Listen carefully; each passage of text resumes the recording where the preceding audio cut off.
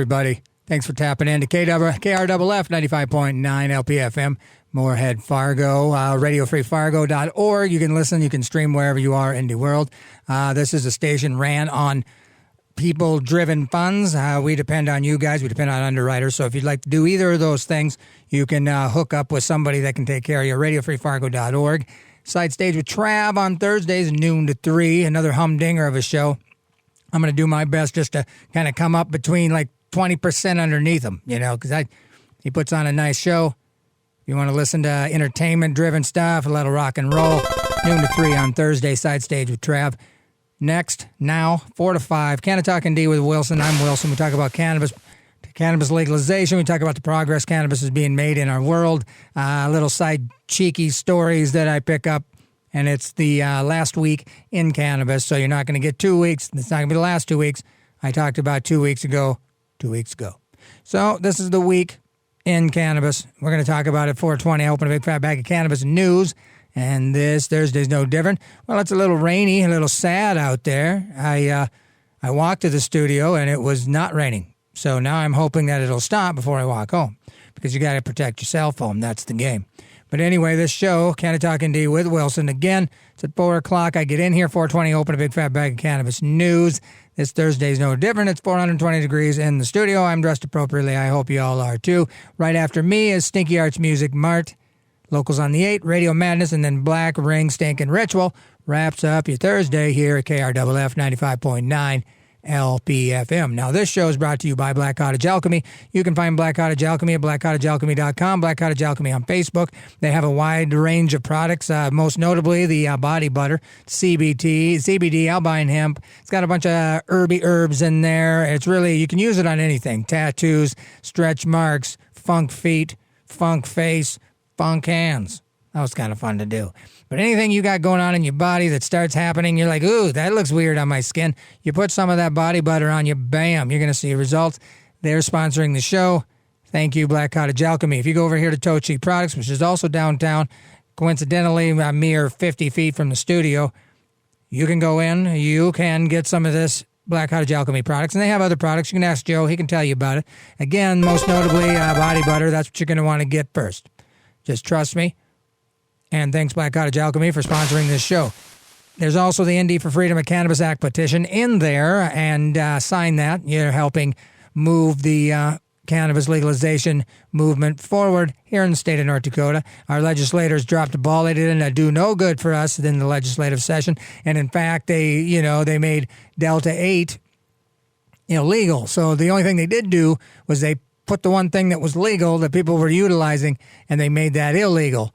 So they basically shut all the doors. They didn't open any, and in fact, they shut some as far as cannabis legalization is concerned. So the only thing happening in this fine state of North Dakota is the ND for Freedom of Cannabis Act petition. It needs like 30-some, 1,000 by January 20-something, I believe. So if you can chip in or if you can sign, ndcannabiscaucus.com, you can find out where in your town you can get that done. Orange Records downtown, you got Tochi Products, I just mentioned. They have the petition in it, and there's several places in Fargo, but I'm just not that far into the loop to know all those particular places. But I do know you can go to ndcannabiscaucus.com, and you can push at the whatever selector. So thank you, Black Cottage Alchemy. The New Life Center helps people who are homeless and hurting go from merely surviving to truly thriving. Their aim is to help people in need discover value and find hope. The New Life Center has evolved into a multifaceted emergency and crisis service center. Learn more about NLC. Visit their website at www.fargonlc.org or give them a call at 701-235-4453. And I always like to say that when you're there, you want to eat, you're going to have to blow into a breathalyzer to get the door open. More you know. And I'd like to also say that I believe cannabis was, created by our creator for us to use for our benefit. And I tap into my higher power and thank him at Antioch Church Sunday morning, 10 a.m. So if you want to get down like I get down, you can come as well. So KRFF 95.9 LPFM, home of Canna-Talk ND with Wilson, Side Stage with Trav, Stinky Arts Music Mart, Radio Madness, Locals on the 8, and Black Ring Ritual here on your beautiful, sad, no sunny Thursday. But tomorrow's Friday, and you got to love that, am I right? So anyway, Canna-Talk ND with Wilson's on YouTube. It's on Facebook. We give you this minus the music, usually Sunday, Saturday at noon. I usually will post something, but, you know, I don't want to tell you I'm lazy, but the more stuff I do that makes me money, the stuff that doesn't, man, you know? So, what can I tell you? But anyway, we're going to do an encore song here. I love the Neil Francis so much, Can't Stop the Rain. We're going to put that first up, Radio Free Fargo. Well, slap your own self in the face. Can't Stop the Rain. Neil Francis, that's off the In Plain Sight. It's the only song so far that's being allowed you to listen to. Radio Free Fargo, KRFF 95.9 LPFM, Canna-Talk ND with your boy Wilson. I'm Wilson. We are just plugging along here. Indie for Freedom of Cannabis Act, 21 plus to possess, 12 plants you can have, licensed business. That's what you're signing to see done when you sign either at Orange Records, Tochi Products, or you go online, Indie for Freedom of Cannabis Act.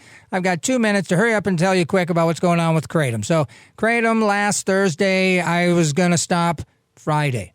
You know, I was going from about 80 grams. I went from 80 grams in 2 weeks. I went from 80 grams, which is about 2.5 ounces a day, which is just, ain't nobody got no business taking that much, all right? So ain't nobody need to be doing that. So I couldn't cold turkey on that Friday last week. So what I did is I started like diversely reducing. So I started going from like every hour and a half, you know, to like twice a day sometimes. And then I started reducing those doses. So then half doses twice a day. Then quarter doses. So now I'm at just 1 dose a day, and I'm about 2 doses left of what I got left. I threw everything else that I had. And so this next time on Thursday, your boy going to be, hopefully, Lord willing, hopefully cannabis, CBD, non-illegal type stuff is going to get me through. But anyway, it's been a bugger. But my body's screaming less at me. I've slept through the night the last 2 nights. But before that, forget it. Probably 7 days I didn't even sleep more. And I would be tired, so I'd fall asleep, and then my body would start screaming at me. There was just no way I could sleep. My body wouldn't let me. It was time to do something. My body knew that I needed to do something, and then it became a battle of whether or not I was going to do it and who was going to pressure me the most, my own will or my body. And so I'm glad to say that I've made a lot of progress, and so I'll keep you posted. Canna-Talk ND with Wilson. We talk about cannabis and cannabis legalization, but, you know, it's kind of fun to share, and it holds myself accountable when I mention it to y'all. So we're going to play a little more music, then we're going to get back here. 4:20, I'm going to open a big fat bag of cannabis news. This stinking Thursday is never any different. I got a lot to talk about. We're going to do it. Brand new Blues Traveler cover album, Trouble in Mind, featuring Keb Mo. Oh boy. So let me tell you. First up was Trouble in Mind, featuring Keb Mo. Brand new Blues Traveler cover album. And I'm going to play another one before we get out the building. Lastly, Survivor, Nathaniel Rateliff and the Night Sweats. The Future, it's new to me. It's new this year. But if you listen to those other radio stations, because I only listen to KRFF 95.9 LPFM or Bible stuff, RadioFreeFargo.org. Canna-Talk ND with Wilson. We almost up on deck in this piece, as they say. Welcome. I'm going to play the thing that I always play. And then we go and talk about cannabis in a positive light. On the other side of this, KRFF 95.9. And I think we'll end it on there, okay? That is the intro song, Awake and Bake by the Goats. Thank you, the Goats. I know at least 2 goats are listening, so I'm lying. But anyway, Canna-Talk ND with Wilson. Thank you. Welcome, everybody. How you doing? Hey, you brought your lawn chair, ma'am. Good for you. Your hip throwing you out? CBD. Or you could rub some body butter on it from Black Cottage Alchemy. I just set myself up to set that up and knock it down. We talk about cannabis legalization, cannabis progress, North Dakota's cannabis momentum, and we're going to do that right now. Thank you for joining me. Indie for Freedom of Cannabis Act. It's the only thing happening in North Dakota. It's a people-driven initiative being circulated. If you're not circulating and then you want to, IndieCannabisCaucus.com to figure out what to do. If you need to sign, go to the same website, find out where it is in your town, go and sign that. Orange Records, Tochi Products, and other places here in Fargo that has a petition that you can sign. January is the deadline to get that done. South Dakota, still waiting on the judges to deliberate on whether or not Amendment A violated the single subject rule. I mean, it's almost another year. They're starting to pull a Mexico, feel me? I mean, what are they? I mean, because again, like I talked about last week, they don't know what they're going to say. They're still struggling to come up with whether or not it violated a single subject rule, which everybody knows that it didn't. I don't believe it. I believe it's political. And we're going to talk about New Jersey. New Jersey getting all kinds of hung up too. They legalized it, but it's wild because again, it's the governmental structure. It's we the people, and they had widely popular voted cannabis legalizing. But then you have to have the non-we the people implement it. And if they don't want to, then they get to use all the weird hustles that they've created and made laws and policies and dash number 4162 to make sure that they can kind of rig what the people want to be more like what they want. And we're seeing that all over, even federally, and it's getting even closer. You know, I would argue it's happening in Fargo, you know, where a person probably gets power, likes the control, and then all of a sudden the people, the masses, are wanting something that he doesn't know how to control or he doesn't know how to maintain the power with. Well, then he's going to do everything he can to make sure that, in this case, cannabis doesn't get in stores, doesn't get in town, doesn't get any press, doesn't get any love. Meanwhile, the majority of the people that voted those, you know, ding-dongs in are sitting back going, well, wait, what'd you do, bro? I just voted 85% for this particular thing, and now you're hemming me up on all these policy 1653 numbers? And that's what's happening in New Jersey. Bless their hearts. We're going to talk about them in a little bit here. Canna-Talk ND with Wilson. Let's talk about cannabis a moment. Top federal drug official admits legalizers were right, that's in quotes, about teen cannabis use and touts psychedelics' therapeutic potential. Now, I don't promote psychedelics because we talk about cannabis, but this just happens to be lumped in. And I'm not saying that there isn't. You know, I'm too dumb to think that there couldn't be a therapeutic reason for something that you could use and get a recreational rip off it. You know what I'm saying? The head of a federal drug agency acknowledged, I mean, it's not opium, feel me? The head of a federal drug agency acknowledged in a new interview that cannabis legalization has not led to increased youth use, despite her prior fears, which again, these fears, I think, are unfounded and they're political. And she spoke, and they're allowed to say that. They calm the fears of the people, but they don't have any sort of thing one way or the other. They just want to keep the prison for profit fundings. They want to keep the, you know, all the other stuff in. And she spoke about the therapeutic potential of certain psychedelics that have long been deemed dangerous under federal law. So they discussed a wide range of drug policy issues on a podcast that was published on Thursday, including the need to shift from a punitive approach to drugs to one that treats addiction as a public health matter. She also acknowledged that changes to cannabis laws are having a broader range of diverse impacts, saying that some states that have legalized actually have better outcomes, while the adverse effects of cannabis use are much worse in some states. Now, I mean, show me some of them articles. I want to read some of those. I can be unbiased. I can be objective. But I've never read them. What states are worse? Where are those states that have the adverse effects of cannabis use? I mean, I'm going to read one today. Everybody has record sales. The crime is down. You yourself just said teen use hasn't increased. There's a lot of things that are down. Less booze is being bought. Come on. So what are you talking about? You know? Understanding what policies basically protect from negative effects and may actually lead to better outcomes is crucial. Well, no duh, Volka. I mean, this is the guy they voted in. I could have told you that. I mean, my 4-year-old kid that I don't have, by the way, my daughter turns 24 tomorrow. Shout out to her. Anyway, last year, it was on her birthday and I did a whole thing. But it's not. It's the day before. But, she'll listen to these when I'm dead, so, you know what I mean? Kind of like morbid, but anyway, it's my show. That said, the top drug official pointed out that the current federal law creates significant research barriers. I mean, there's nothing but barriers. You know what? I don't even want to talk about this. I'm going to read one more little line. As she discussed at various congressional hearings, she said the process for scientists to obtain cannabis for studies is extraordinary, cumbersome, and as a result of that, researchers don't want to get into the field. Well, you don't sound like I like you. So anyway, here's another cannabis moment. Arizona brings in $21 million in cannabis tax revenue for July, with recreational sales catching up to medical. Arizona brought in about $21 million in medical and adult use tax revenue. Medical cannabis is slightly higher at 5.5 millimil, compared to 4.5 collected from the recreational market, according to the Department of Revenue. State also took in an additional $10 million from the marijuana excise tax, cannabis excise tax. However, these figures are preliminary, as the deadline to report was August 20, and some businesses may need more time to send in data.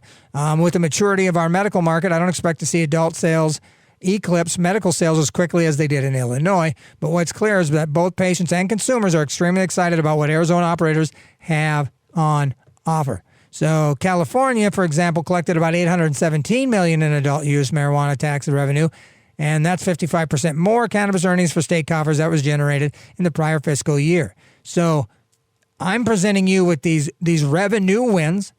I mean, there's money and there's being allocated to the stuff that booze never allocated funds for. Cannabis gets allocated for the environment, state and national park cleanup, just good stuff. Helping homeless people, helping people get off, opiates, kratom, like this idiot. It does good stuff. Tobacco, they spend most of their money paying off lawsuits for all the cancer that it causes. Everybody knows tobacco ain't good for you, but you get to exercise your freedoms. You get to smoke it and die, you old hag. Just kidding. That's funny to say. But anyway, and it rhymes with old bag. I mean, is there a similarity? I don't know. I'm just riffing. But my point is I don't understand where all these states that have had these horrible adverse reactions. And again, I was talking to a guy that he told me, like point blank, and he was an older dude that I look up to, and he was talking about how people regretted it in Michigan. But I've heard just as many people say, it was good for Michigan. So where are... I've in my life of fighting for cannabis legalization, I've just always heard these things. I've never read or seen any proof of it. Show me an article with numbers like I just read you. I don't know. I'm not saying that in some states the cannabis isn't, is horribly negative. But why wouldn't we be able to read it? Why wouldn't the people that are trying to get cannabis and not legalize be showing that stuff? How come I can only find positive things about cannabis legalization to read or to talk about? You know what I'm saying? So here we are, New Jersey, cannabis moment. This is kind of a wild scenario. I've got a few articles about it, so we're going to dig in here. So New Jersey municipalities are banning cannabis shops despite overwhelming public support. So why? Why would you be banning things? So 70% of municipalities in the state opted to ban cannabis from operating in their area. Now, I will say that when you opt in, you can't opt out. And when you opt out, you can always opt in. So these opting out isn't a permanent thing. It could go down to 20% if they just opt in. Now I'd say there's 70% of people without any backbone, and I can't stand them already.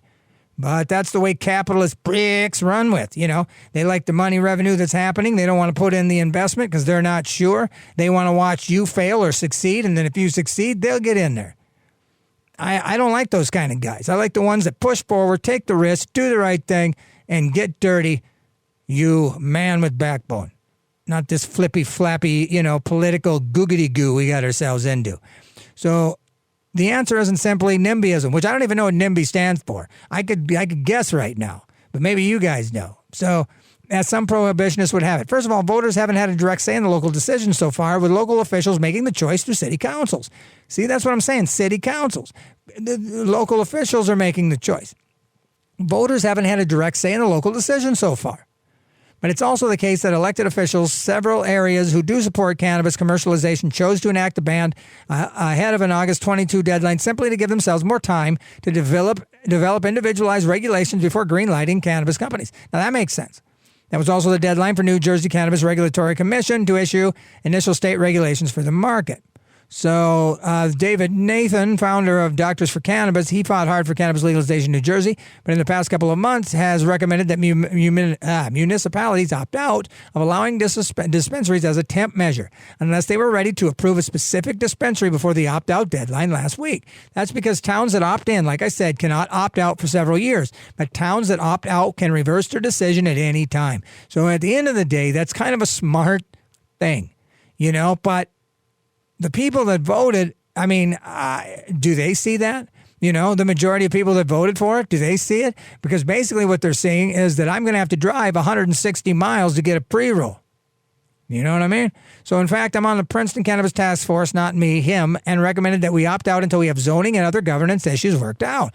It's not because I don't think Princeton should have a dispensary. I actually do hope we have a dispensary in my backyard. In particular, I hope we choose the cannabis business that helps empower communities of color which have disproportionately suffered under the war on drugs. Okay, well, good for you, buddy. So, that's all I'm saying. So, there's another way to look at it, but it's crazy that New Jersey, nearly 71% of jurisdictions, about 400 municipalities across the state, have said no to immediately allowing cannabis shops. And while it stands to reason that there could be some bottlenecking in consumer access, stakeholders have stressed that they expect it to be temporary. And there's a map, and it's crazy. I mean, when you try to find, so the blue color in this map is approved non-retail cannabis business. So that's like cultivation or something.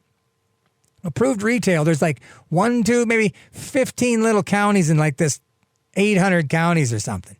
So, and 67% of New Jersey voters said yes to legalizing cannabis and passage in all but 3 of New Jersey's 565 municipalities. However, 400 of them have opted out. So those people have unfortunately missed an opportunity to carry out the will of the voters. And that's what I'm seeing all the way down the line with this stuff. South Dakota, North Dakota, federally, they just don't want. Okay, so this is an interesting thing. This is from Toronto Star. Results from Toronto cannabis study in 1972 still not public. In the winter of 1972, 20 young women took part in one of the weirdest scientific experiments in this country's history. For 98 days in a downtown Toronto hospital, their brains, hearts, kidneys, livers, blood, and urine were rigorously tested and analyzed. A team of nurses kept around-the-clock records of their behaviors, which was logged at half-hour intervals. Were they sullen, arguing, laughing, playing table tennis? Just how was cannabis affecting the 10 who had to smoke it every day? Project Cannabis, Shelley, Evie, Karen, where are you?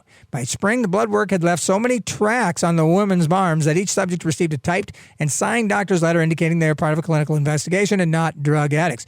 41 years after the study, these women, now healthcare workers, teachers, and artists, approaching or in retirement, are still wondering what in the world happened during that 3-month stretch as human guinea pigs on that fourth floor ward just north of Chinatown. Some of the subjects say they left the hospital worse for wear, equating the experience to torture that required years of therapy. More on that later. Others say the experience, or at least the money it paid, opened doors to positive life-changing opportunities. The research was part of a $1 million program that lasted in a series of a provincially funded experiment designed to answer one of the country's most pressing questions.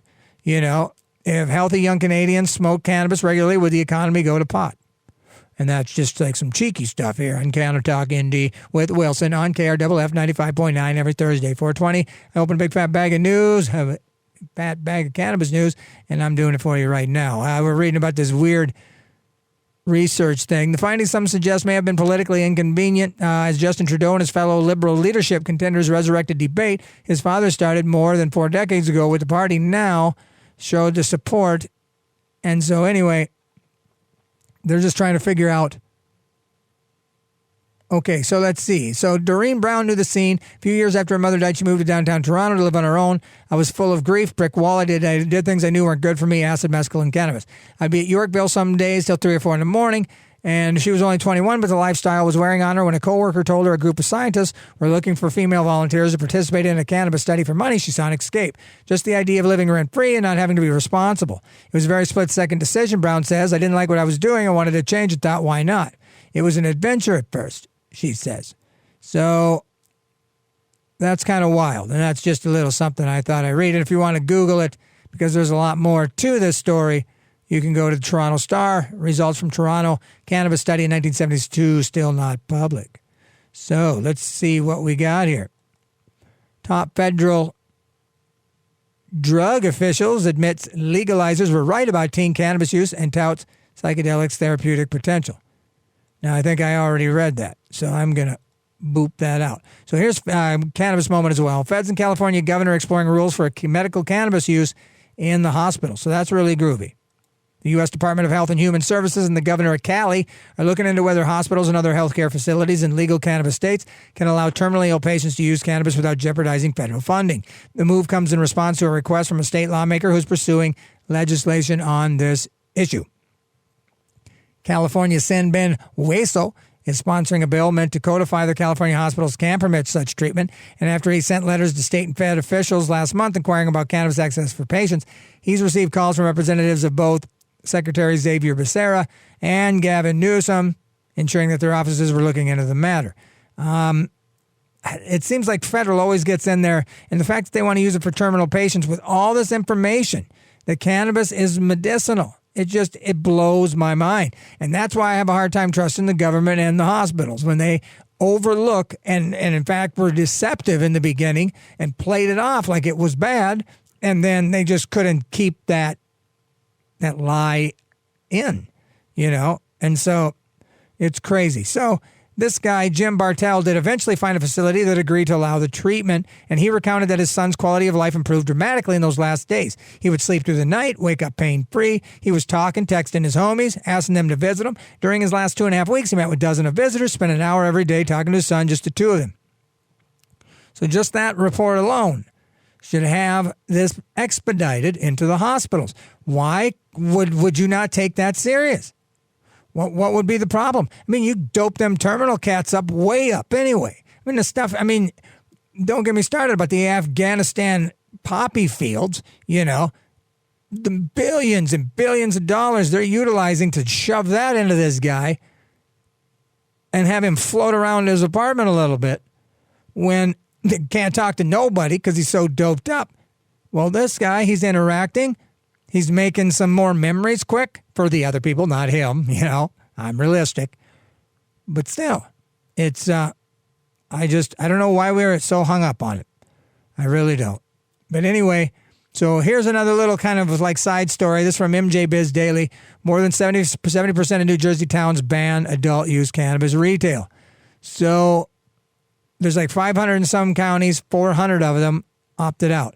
So it's crazy. Let's see if I can read something that was different. Apparently, they faced a hard August 21st deadline to opt out of the industry before a 5-year moratorium on such bans went into effect. See, and so that's why wasn't there any wiggle room there? Why couldn't you wiggle around in there? Why was it such a hard date? I mean, people pushing, and government officials, they push dates all the time. And courts and judges, how many times I've went in and we talked about 2 minutes. They go, sounds good. The judge asks the lawyer, well, when can we come back? He looks at his calendar. He goes, how about 6 months from now? Oh, sounds good. Come back in February of the next year. What? There's no expediting anything like that. I mean, you trying to get to a jury trial when you're trying to see justice over your daughter getting, bushwhacked with a hatchet from some crazed out meth dude in Rio de Janeiro? Oh, my imagination's great. Canna-Talk ND with Wilson every Thursday here at KRFF 95.9. We talk about cannabis in a legalization sense. We talk about it in a positive sense. We talk about just general cannabis forward movement every Thursday here on this radio station that wouldn't mind a little money, a little love. Go to RadioFreeFargo.org. Now, cannabis moment. Texas ban on smokable hemp manufacturing and sales is unconstitutional, judge rules. Well, that's fantastic. All right, Texas ban, and I didn't even know Texas had banned smokable hemp. And again, smoking it just means it's going to work faster and you're going to smell like you did it. That's the sad facts. If you want to get medicine and you want to get medicated or elevated, if you will, or lifted if you feel like you need to, it's the quickest, but it's also the one that's going to throw you under the bus the quickest, too. You're going to walk into a whole stinking mall and everybody in the buckle going to know you in the food court all hopped up on your hoppiness.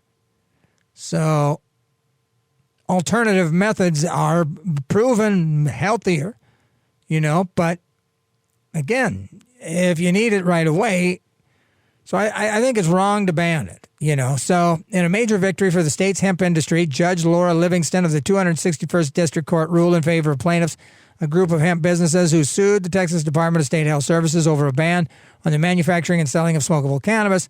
Livingston said in a decision letter that judgment is granted in favor of the plaintiffs without the need for further evidence or hearings. That's good. That means a series of Texas statutes prohibiting hemp manufacturing and sales will be fully invalidated after counsel submits final judgments for her to sign. We're pleased with the results, said the lead attorney. Well, this law never made any sense, was an unjustifiable infringement of liberty when enacted and would have seriously hurt the Texas hemp industry. See? Follow the money. From farmers to consumers, if allowed to move forward. One of the lead attorneys told Cannabis Moment. After a full trial, the court saw things our way and declared the state unconstitutional, under the Texas Constitution. Earlier this month, an appeals court had modified a prior injunction and determined that regulators couldn't enforce a ban on the sales component. But now there's a permanent injunction that bars the state from prohibiting the full range of hemp activity. As Texas makes its way out of the prohibition era, there will be a good and bad policy decisions. This ruling shows that bad policy can be overturned. We can thank these outstanding cannabis attorneys and industry leaders who are willing to stand up for free enterprise and accountable government. Indy for Freedom of Cannabis petition is being circulated in the state of North Dakota. You can go to Tochi Products, you can go to Orange Records, you can go to ndcannabiscaucus.com, find out where in the state of ND you, my friend, can sign. If you want to get a petition, again, go to that aforementioned website. You're listening to Canna-Talk ND with Wilson every Thursday right after Side Stage with Trav. I get in here, 4 o'clock, I do some paperwork, slap a couple jams on you. 4:20, we open a big fat bag of cannabis news. I'm about 90% got that double strip almost to the end. Click close. Earlier this month, an appeals court had modified a prior injunction and determined that regulators could enforce a ban on the sales component. I think I already said that. Our position all along has been that manufacturing and processing ban didn't make any sense. They say it's a major win. Governor Greg Abbott signed legislation in June to moderately expand the medical cannabis law by adding qualifying conditions and slightly increasing the THC limits for cannabis products. Well, good on Greg Abbott. And that's about all I want to read of that article. Let's see, I got a few more minutes. This is from Cannabis Now. The best uses for the hemp plant. Hemp is an excellent crop for farmers because it requires far fewer resources to grow than traditional crops. And that's where we've gotten hemmed up, because biblically, you were supposed to rotate your crops and leave on the 7th year, leave one area unused. So you would rotate your crops every 7 years so you wouldn't deplete all the nutrients, and you would replenish it. So you could continue to grow healthy, whatever, blah, blah, blah. Hemp is certainly, provides that. Increasing consumer demand for hemp products is more important now than ever as our planet's resources face exponential stress. But knowing where to begin can be a bit overwhelming. Here are 6 uses. Textiles and paper, and I'll be quick. Fibers of the hemp plant stock are strong and durable, can be used to create textiles for clothing, ropes, and linens. And there's a tendency for hemp clothing to wear in, not out. So the longer you wear it, the softer, more comfortable, and over time, where all that other junk is the opposite. Skincare and soaps. There's vitamin A and E. Prevents loss of moisture. It won't clog your pores. It pulls dirt and excess oil from skin.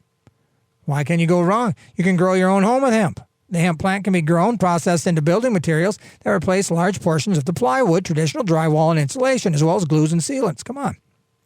It can be used as hemp. It can be used as fuel. It can be processed into 2 types of biofuel, biodiesel and bioethanol. Hemp seeds can be used to make biodiesel, and they're a good snack. Plastic. You can make it from plastic. You can make it from hemp plastic. So you see what I'm saying?